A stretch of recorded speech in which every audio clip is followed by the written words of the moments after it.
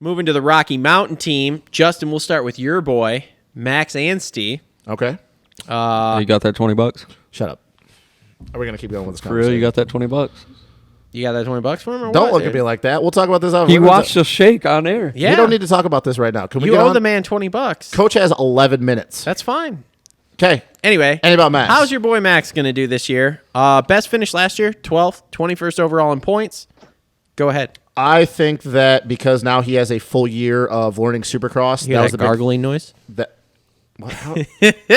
actually like all three. As much as I hate this team, as much as I absolutely hate this team, three of my favorite dudes are on this team, which sucks because that means I have to root. I can just take Forrest out of it. Who's your other favorite dude? Savatgy? Yeah, Savatgy, McElrath, and Anstie. You guys know I like McElrath. Yeah. So, anyways, he had a full year learning.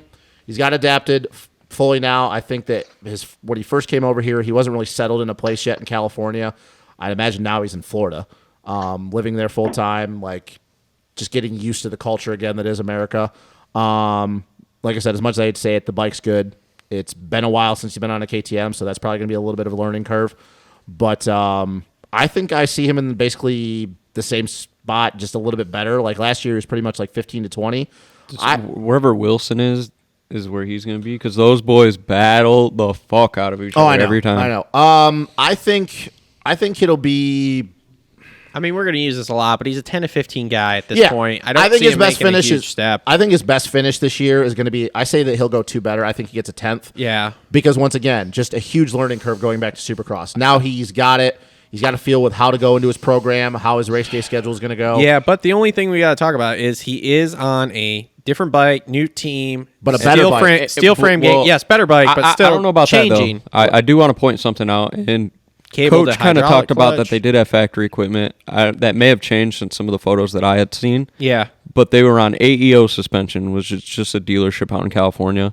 And before they were running the factory services engines from KTM. Mm-hmm. The bikes I had seen did not have the factory services clutch cover or any of that kind of but stuff. But AEO on is still good stuff, though. It's not so factory services. It's not factory equipment, but it is a step up from Yes. where he's at. Mm-hmm. But I don't think it's the same bike that he would have gotten last year. But it is a better bike than that Suzuki, even if it's not factory, though. Yeah. But like I said, we got to take into account the change here. Yes. And I guess that's not necessarily a bad thing. Like sometimes the factory stuff, there's limitations around that. Yeah. Maybe these suspension guys, AEO, maybe they get in the motor with XPR or some of those guys, and they can tune it in maybe even better to those guys' liking. And I also think, and I'm not one of these people that likes to harp on this kind of stuff, but because everybody talks about it, but if he is training at the 83 compound, like if that's where he's relocated, I don't know. I'd assume so. He's in Florida. So if he's training at the 83 compound, he's there with Joey. He's going to be there with Shane. He's going to be there with Bogle, Coop, Lawrence Brothers, all those guys. Nothing against Hartraft and Entiknap, and those was only 2 teammates. The group he's with now is a little bit more his style. Like the people he's hanging around and associating himself with are a little bit more his style. McElrath's an outlier in that. Yeah, that's but like I said with Joey, like the Lawrence brothers and Max, like I would love to hear those conversations that those dudes are having Probably off camera. great. Exactly. So it's a little bit more his speed. So I think that's also going to help with him just going in and be like, hey, like, you know, my mind's in a good place. Everything's cool. I'm not stressing about shit during the week. So I think that his best finish is a 10th, and I just think he just kind of goes a little bit notch better than he was last year because, once again, he's got a full year in Supercross. And to be honest with you, he did better than even my expectations were last year. Like I said, I see him 10 to 15th. Coach, any thoughts on the Brit there from the Rocky Mountain team? Well, I like what Cole said when he was talking about earlier about, you know, getting the pressure off. You got to understand Max is pretty tight with the new owner, Mark McKenzie. They go all the way back to the original beating grounds together. I don't think Max has any pressure. The fact that Mark is an investor in this team, Mark, it was part of him coming on as an investor was that, you know, Max would be part of it. We saw Max did really, really well on the starts last year. He's not afraid. He's a good starter. Mm-hmm. I would agree that the bike, if it gels with his riding style, which is yet to be seen, I think he has zero pressure. I think he's going to actually, I know Justin's probably going to get mad at me for this, but I wouldn't be surprised to see Max be the top guy out of these 3. I don't know that Shane's back's going to let him ride to his fullest potential. I don't think Joey, I just think he's too on or off. I like him as a person, but as a racer, he's either all in or he just seems to be a little bit fragile. Where I think Max Anstie's fun, having a good time, doesn't hurt when you're pretty tight with the owner. So your risk of getting let go, even with a subpar performance, is not going to really materialize. So I don't think you'll see subpar performances because he has no pressure. I think it's a perfect scenario for Max Anstie for 2022. This is my biggest question for Max Anstie. Mm-hmm. Does he get paid? We don't have time to get That into was a all low that. blow. Sorry. I'm going to assume at some point, maybe it's not from the team, but he's getting paid from somebody. Well, That was just a Butler Brothers. Well, jab. yeah, Sorry. it is. But if you want to be honest, we're not going to go any further than this comment. But if you want to be honest, I don't. It's not like I know Max personally, but I was around him a lot when he was an amateur. The way he does business, the way his dad does business, Max is not a guy that does shit for free. yeah. So he's getting paid from someone. Maybe it's not the team. Once Yeah. again, I don't know. But he's not a guy that does stuff for free. So he's getting paid from somebody. Who it is, who knows? Yeah. Well, okay. So Coach has got to go. So let's move through the rest of this team, and then we'll get into asking Coach some questions here. Okay. Speaking of the back issues, Coach, we'll go to you with this one. McElrath, I mean, does he make it through the year? Is this back problem going to be like Zacho, where all of a sudden, like, he's just going to be like, oh, I retire? Like, what are your thoughts on this? Because this is your wheelhouse here of, like, the body and how the body breaks down. So what are your thoughts there? I love the fact that you asked the question that way. Here's the challenge. I don't know him personally. You guys don't know him personally. What is the actual truth of the magnitude of his injury? I mean, we heard that his back blew out when he was in a midair flight. How do you file that conversation? It's not like he came up. It's not that he whiskey throttled, or it's not that he flat landed and came off the track and his back was blown out because we saw him land on it like Cooper Webb did. We go, oh, that was a pretty brutal back injury. All we heard was his back gave out during a midair flight, and then all of a sudden the season's over. So that to me tells me that there's got to be a lot more below the hood. Are we privy to that information? No. That's part of the challenge that we run in our sport. This is where I think everybody keeping everything under tight lips. When you're riding for a team, it seems like it's a good idea because, quote unquote, you don't want to show any signs of weakness or any kinks in the armor. Well, now, unfortunately, a year and a half later, what are we asking? Is he durable? Can he go the distance? And I think that's going to be the biggest doubt. I don't think there's any of us on the phone tonight that would doubt that Shane could be a top 10 guy. He's proven that he can go fast. I mean, let's go back to when he was on TLD 250. I mean, he was a beast. I mean, him and Anderson, remember that showdown? Mm-hmm. Yeah. We tend to have amnesia when it comes to, it wasn't that long ago that he was the man. Mm-hmm. And for somebody of that badass capability, has a back that goes out on a flight, makes me wonder what's the truth about the spine. We saw what happened to, if we jump down and go and look at Osborne. It's enough that eventually you can't win the battle.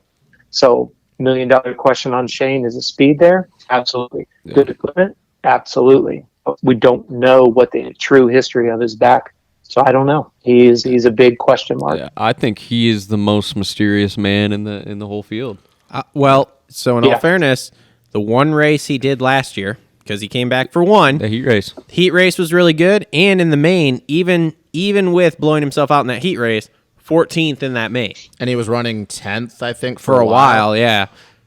It pains me to say, I really like Shane a lot. I've been a big believer of Shane. I will just say I think he makes it 4 rounds, decent rounds, and we see him exit the series round 7. Because kind of like I said with Zach, coming from someone who has back issues, same thing I said about Zach, back issues like that, especially like Coach just articulated, your back just blows out in the middle of the flight.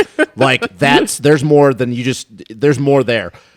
Back issues don't go away. Mm-hmm. You can do things, obviously. We know what you can do to make those subside for a little bit, but ultimately back issues don't just go away.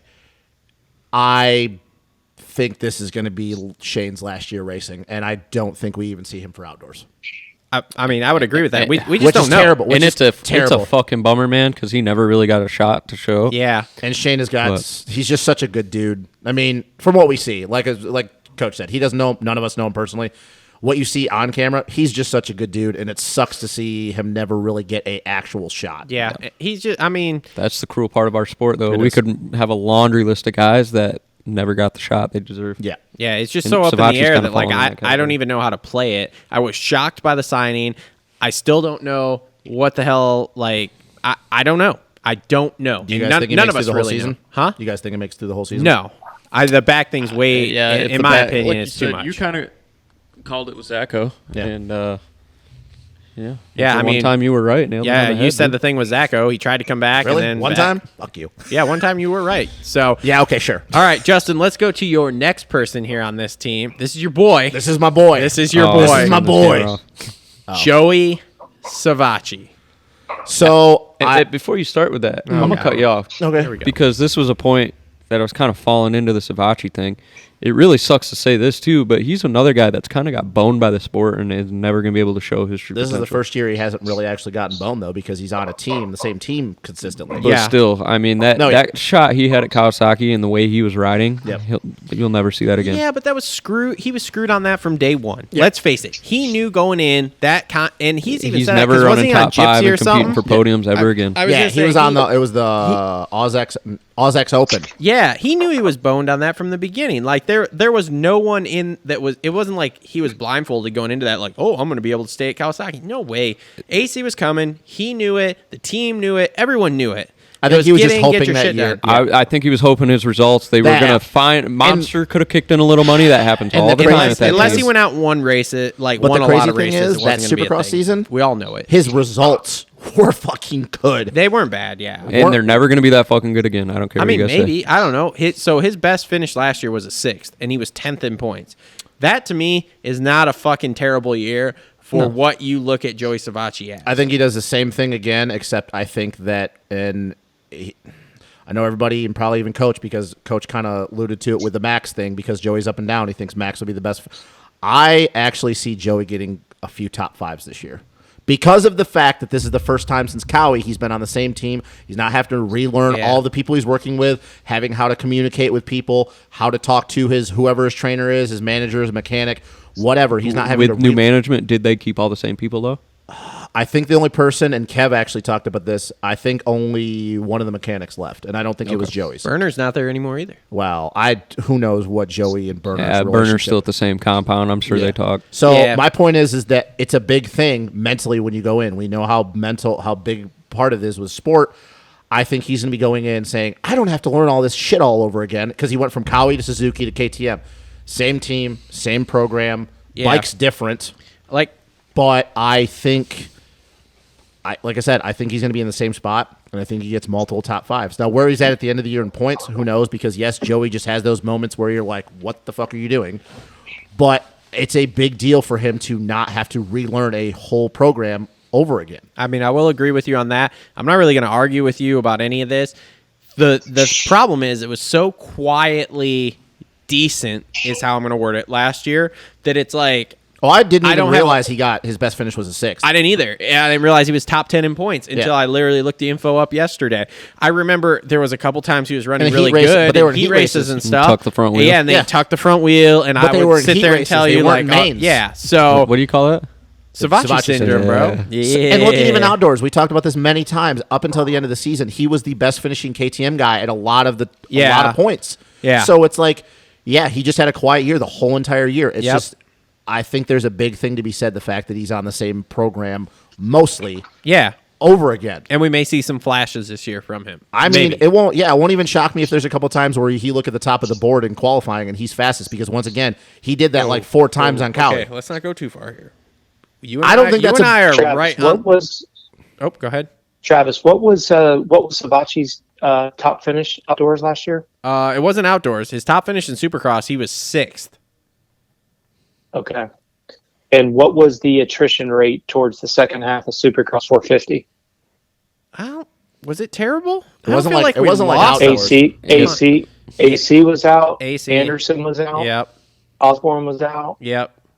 See, that's the problem, is we tend to look at that and we don't remember who was pretty much out of contention at that point. Yeah. So that's where I think it's going to be pretty diluted. If again, I know it's a redundant comment. Healthy Yamaha, Brandis, Tomac, Craig. Healthy KTM, Webb, Plessinger, Marv. Healthy Cowie, AC Anderson. Healthy Honda, Sexton, Roxon. Savatgy's going to be hard pressed. I think we're going to see a lot of the same of like top 10 stuff unless the attrition rate hits really hard. Because, I mean, okay, you're throwing those 3 guys out. Well, Zach wasn't in it all year, and he's not going to be in it now because he is actually retiring, from what I understand. Shocking. And then Zach over. you look at the other guys. Yes, they were out. Ando, we'll get to him. He's on a new team. I mean, AC. I think for me, what we'll I'm saying, see. I think what I'm saying, what I'm saying about what I think he's going to do in the top 5. Like I said, I don't think he's going to do it consistently.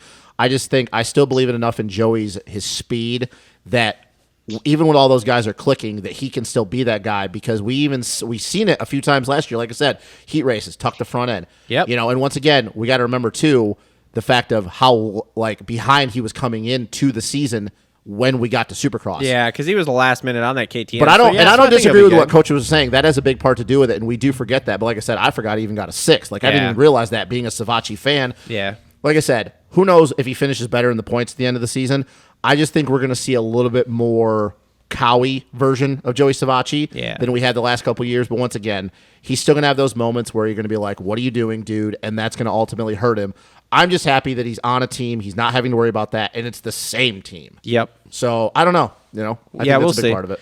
All right, so we're getting to the end of our time here with Coach. I know we got a few more.